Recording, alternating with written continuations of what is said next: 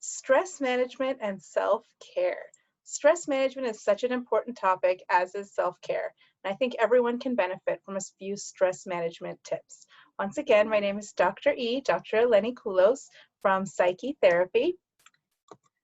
I want to talk a little bit about psyche theory. Any of you who know me know that I believe that we are all have 5 parts to us: mind, body, soul, spirit, and heart. And you can see the mind is all about thoughts and thinking. The body is a physical expression of ourselves. Soul is our true self. I think of spirit as our emotions and motivation, what motivates us, and heart are our relationships. So the goal to be healthy and to be happy is to strive for psyche balance. And we want to balance all of these areas. And how do we do that? We increase the positive and decrease the negative. So if you think about your thoughts and thinking, we want to increase the positive thoughts, decrease the negative thoughts. We want to increase how we feel about our body, maybe increase some healthier behaviors, healthy foods, exercise to increase our body functioning.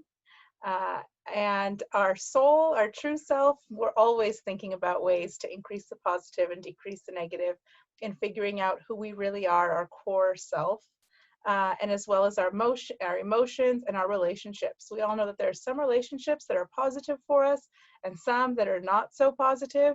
And so all we have to do is increase the positive and decrease the negative. So that's a little bit about psyche theory. What is stress? So stress is not an actual thing like, oh, today I woke up and stress came to my doorstep and I opened the door and I brought it into my house and here it is, right? Stress occurs when you perceive the demands placed on you exceed your ability to cope. So it means that you feel that you have so much stuff going on and you feel that you are not equipped to cope or deal with all the stuff that's going on. That's stress. And that's why everyone has a different level of stress and a different level of stress tolerance. So the first step is to assess ourselves. How do we feel about our stress? How stressed do we feel currently? And how equipped do we feel to deal with stress? So how do you experience and express stress? So some people express stress in their body. And so when they're stressed, they have stomach aches, they have headaches, they have all sorts of, body things that happen to them. Maybe their heart beats fast or they have a panic attack. Other people, when they're stressed out, back to the relationships, the heart section of psyche, they act out in relationships, right? And maybe they're short in relationships. Maybe they're picking fights or angry. So there are all sorts of different ways that we experience stress. So it's up to everyone to figure out, what is your stress response? So to assess yourself, okay? And then we want to identify the various sources of stress in our life, okay? So what are the top 3 things that you currently stress about? Think about it. Is it family, finances, school, work? Who knows? There are more than 3 things to stress about, but what are the top 3 things that you currently stress about? Most of the time, big stressors are easy to identify. What about the small stuff? Sometimes it's accumulation of all the little things. And so when I talk to people, they say, oh, I don't know why I'm stressed out. I don't have some big major thing going on, but it's all the little things that add up. So we often overlook how our own feelings, our thoughts, and our behaviors contribute to our everyday levels of stress. Are there little small behaviors that you can do that won't increase your stress? For example, preparing, but we'll get more about that later. So look at your habits, attitude, and excuses. A lot of people sometimes they explain stress away as temporary. Sometimes I do this, I have to say that I'm guilty of this. And so, oh, if I just get through October, currently we're in October, right? If I just get through October, everything will be fine. But if I look back, I feel like it's been like this for a really long time. So this is not really temporary. I'm going to have to look at myself and change what I do, because it's not a real temporary thing. Sometimes stress is temporary. It's just midterms or finals week or some event that's happening that is stressful. Some people define stress as a major part of their work or home life. So some people have a hard time not being busy, and the stress becomes part of their identity. Oh, I can't deal with my home life because I'm dealing with all the stress at work. or vice versa. I can't deal with my work life because I'm dealing with a lot of stress at home. Some people blame their stress on other people. I think maybe we've all been a recipient of that. If we're not the ones that are placing that blame on other people. Until we accept the responsibility for the role we play in creating or maintaining stress, it will remain outside of our control. So we really have to look at what role does stress play in my life? Where is it? How do I experience it? And how is it fitting into my life? So we are going to learn about the 4 A's of stress management, okay? So avoid, alter, adapt, and accept. So what do all of these mean? Number 1, avoid unnecessary stressors. Learn how to say no. Avoid people who stress you out. Take control of your environment and reorganize your commitments. So a lot of times we think, oh, I have to do this or I have to do that. That really isn't true. You're choosing to do these things. And so how do you learn how to say no and avoid people who stress you out? If you know that this person in your life, whenever you see them, they always stress you out, what can you do about that? Do you have to interact with this person? Or even if you do have to interact with them, how can you set up a boundary around that? And that is also taking control of your environment, okay? Alter the situation. So you can express your feelings instead of keeping them inside. Be willing to compromise and create a balanced schedule. So you're altering the situation, you're altering the stress levels. Another thing you can do is adapt to the stressor, reframe problems or issues, look at the big picture, adjust your standards, and practice gratitude. So some life stressors are just here to stay. And we can't really remove it or avoid it or cut it out of our life. And so we have to adapt to it. So we have to figure out how we can make it work. For example, I use traffic on this one. It's a little different now during quarantine, but I used to have to sit in a lot of traffic. And I used to say, oh, traffic stresses me out. I can't believe I have to deal with traffic. And then a way to reframe it would be to say, okay, well, at least I have an hour out of my day without extra stuff that I'm filling my day with, and I'm just driving, and so I can think about things. Maybe I can catch up on some phone calls and connect with some people. How can I reframe the situation to make it more of a positive if I'm going to have to deal with it anyway? And look at the big picture. Okay, so traffic today is a pain and it is what it is, but what's the big picture? At least I'm driving. At least I'm moving from place to place. At least I get to do this activity or the other one. Adjust your standards. Not everything has to be perfect. That one's a really hard one for me because there are certain things that I like done the right way, which I think is the perfect way. And sometimes that's not always the case. And so to be realistic with your standards. And also to practice gratitude and thankfulness. And that sometimes helps us adjust our standards and look at the big picture. And so what are we thankful for? I'm thankful that I get to wake up and do things. Okay, yes, I have to maybe deal with traffic or deal with something else, but at least I have this opportunity. Accept the things you can't change. So don't try to control the uncontrollable. Sometimes we do think that we have more control than we actually do, and trying to always grab for that control and to organize and just make things just right is hard. And so we need to not try to control the uncontrollable. I think about the weather. There's nothing that we can do when there's weather coming. All we can do is sit and brace and prepare for it, right? We can't stop it. Look for the upside. Life hands us a lot of lessons, and usually even with hard and stressful and difficult experiences, there's some lesson to learn or something that positive that might come out of it, even if it's unexpected. And even if it feels like this is such a big thing, nothing positive can come from it. Maybe it connects you to this new amazing person, and now you have a relationship that you would not have had before. You know, there's always something. So try to look for the upside. Learn to forgive. There's some things that we just can't change, and sometimes it's festering in us, and the other person, it's not even bothering them. And so figuring out how we're going to be okay with this. How can we forgive this issue or this thing that happened? and share your feelings. If people don't know you're stressed out, they can't help you and they can't support you. Okay, another thing you can do is move your body, right?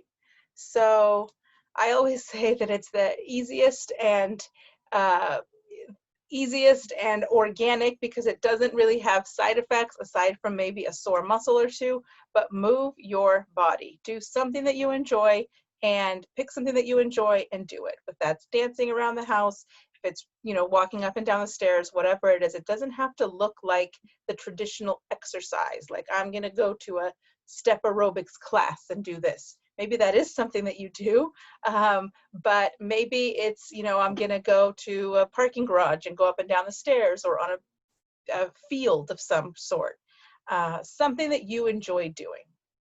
Also asking yourself, what's keeping you or what's keeping me from moving my body? I know in quarantine it's been tough.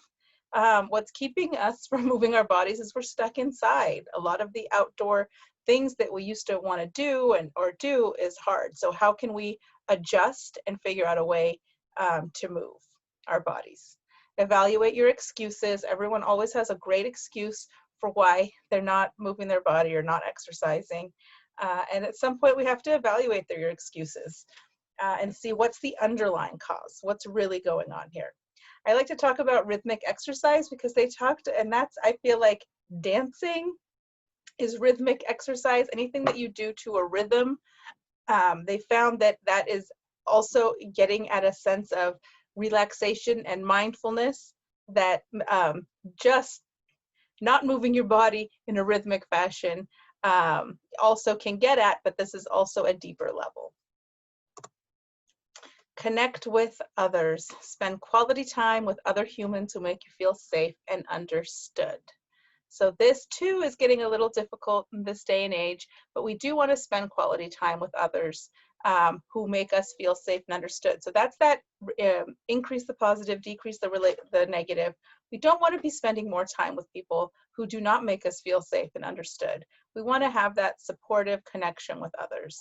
So see if you can find a good listener and practice being a good listener. Both are important. Number 5, my favorite, make time for fun and relaxation.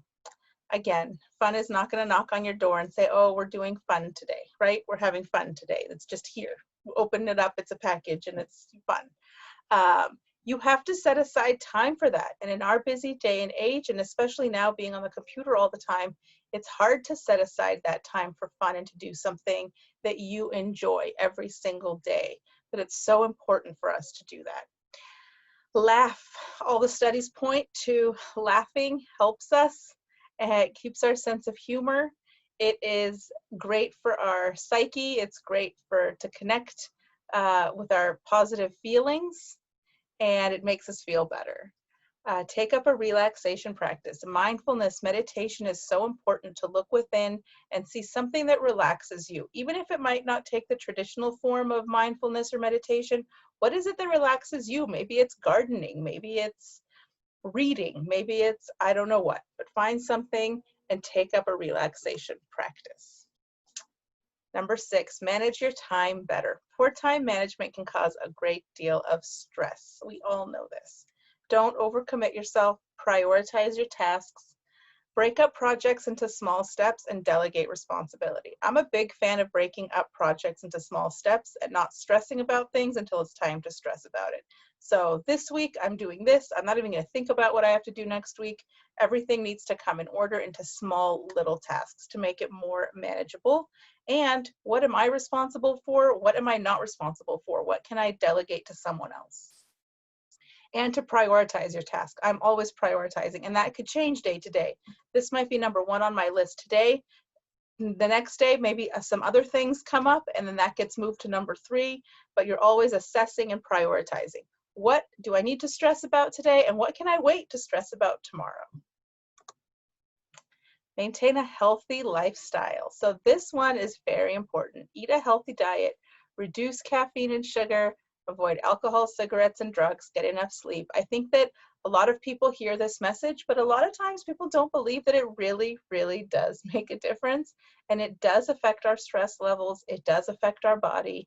And even if we don't want to believe it, it is true. And so anything that we can do, if you go back to the increase the positive and decrease the negative theory, even if it's one, if you increase the positive and add one healthy thing and remove one unhealthy thing from your diet or your lifestyle, that is a success for the week, right?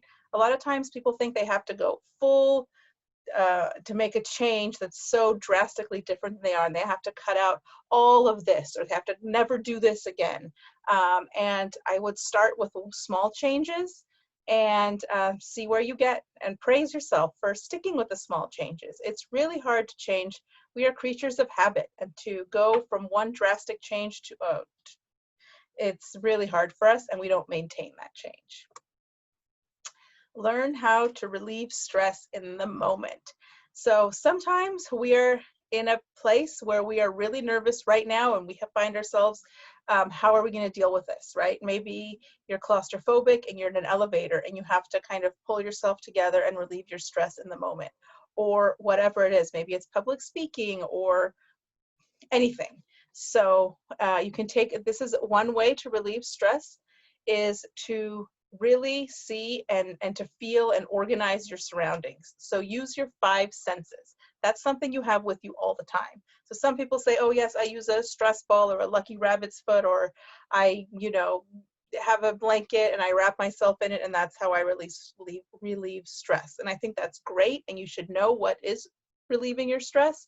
But at the same time, we sometimes don't have access to all of those things.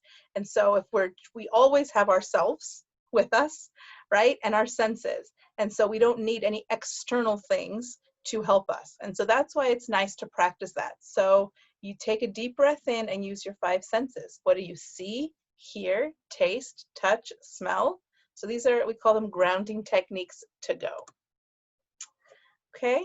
And then here are just some self-care ideas that I like to organize into the mind, body, soul, spirit, heart. But just some things that you can do are to change up the way you make decisions. Decide something with your heart if you usually use your head, or if you tend to go with your heart, decide with your head. Some people, I would say, call me emotion focused, that I, go with my emotions. So for me, I would maybe think through some things more, and other people think all the time and they don't let that heart decisions come out. And so change up the way you make decisions. Pay complete attention to something you usually do on autopilot. Perhaps brushing your teeth, driving, eating, or performing your morning routine. So much of the time we get stuck on autopilot just doing things, and taking some time to really pay complete attention to these things that we usually do on autopilot takes us out of that autopilot moment, and it makes us focus on the small and on ourselves. Write out your thoughts. I'm a really big believer, especially in the digital age, of writing things out. Even the physical act of putting something on a paper and then looking at it, and it's in your handwriting. It's not just a typed out thing. But if you feel better typing things, however it is, it's nice to get your thoughts out. Fix a small annoyance at home that's been nagging you. We all have little drawers that's stuck, a light bulb, a button, a creaky door, and we deal with it every single day. One self-care idea would be to fix one small thing, maybe once a week or once a month. Deep breaths. Breathing is so important. So these are self-care ideas for your body. Dance around the house for fun. We talked about that one. Narrow your food choices. Sometimes it's hard to think of what you're going to do, a healthy choice of food, but maybe pick 2 healthy breakfasts, lunches, and dinners and rotate for the week. So you know it's going to be either this or this. So I don't even have to think about it. I'm not even going to entertain the idea of ordering this unhealthy thing or adding this unhealthy. I know I'm just going to do this. Make one small change to your diet for the week. We talked about that. Even one small change helps. Self-care ideas for the soul. Check in with a mini meditation. 1 minute of awareness of your thoughts, feelings, and sensations. 1 minute of focused attention on breathing. and 1 minute of awareness of the body as a whole. So you're checking in with your thoughts, feelings, breathing, body. Use your commute, or maybe now if we don't have a commute, but this is a really nice one, a beauty scavenger hunt. Find 5 unexpected beautiful things on your way to work or on your walk or in your day today. That might be something in the house or something outside, a beautiful flower, but you're looking for this beauty or something that you find beautiful. Exercise a signature strength. Think about what you're good at and find an opportunity for it today. This one's hard for people because people sometimes have a hard time acknowledging what their strengths are or figuring that out. And that's something that I love helping people figure out. What are your strengths? Plan a 2-day holiday for the next weekend. This one's really great, and I think we all need to do this.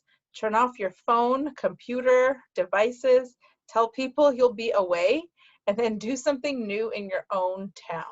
So you get to kind of be away and off the grid, but you're not really going somewhere, but you're appreciating things that might already be around you. Self-care ideas for the spirit. Check in with your emotions. Sit quietly and just name them without judgment what you're feeling. You don't have to explain it. You know what? I'm mad, I'm angry, I'm irritated, or I'm happy and grateful and joyful today. And I might not know why. It's okay. We don't need to know why. Sometimes just identifying our feelings is helping. Be selfish. Do one thing today just because it makes you happy.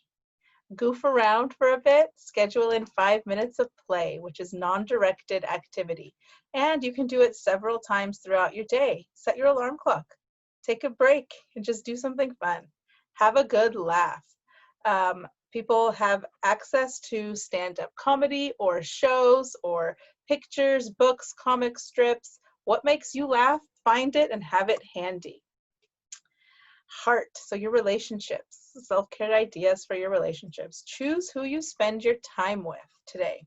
Hang out with radiators who emit enthusiasm and positivity and not drains who drain our energy and they're a negative source of energy. So think about the people in your life that give you joy and energy and the people that take that away, and spend some more time with the people that emit enthusiasm and positivity.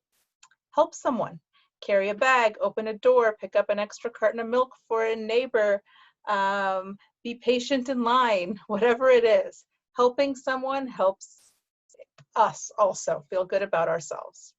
And the flip side of that is ask for help, big or small, but reach out. So many times we think that we can do everything all on our own, and people are there and willing to help, and it helps us. Build and strengthen relationships. Reach out to family and friends and make time and effort to catch up. This one's a hard one, especially now. I would say that even I'm having a hard time reaching out to people, and now that I'm reading this again, it's inspired me to reach out. So if you get a phone call from me, you'll know why. Resources. Okay, so there's some resources that I got some of these tips with, but thank you so much for listening to my presentation on stress management and self-care, also mind, body, soul, spirit, heart. I also want to share that I have taken my private practice Psyche virtual. So for the first time, we are offering virtual therapy sessions. It has been going so great. I don't know if you guys know me, but I was I was skeptical about the process, and now that I've been doing it for a few months, there's so much good work that's happening, and I'm so excited. So if you're interested in therapy, please visit our website, psychetherapyinc.com, or call 818-790-0418 and schedule a consultation and see if this might be right for you. So have a great day, increase the positive and decrease the negative. Thank you.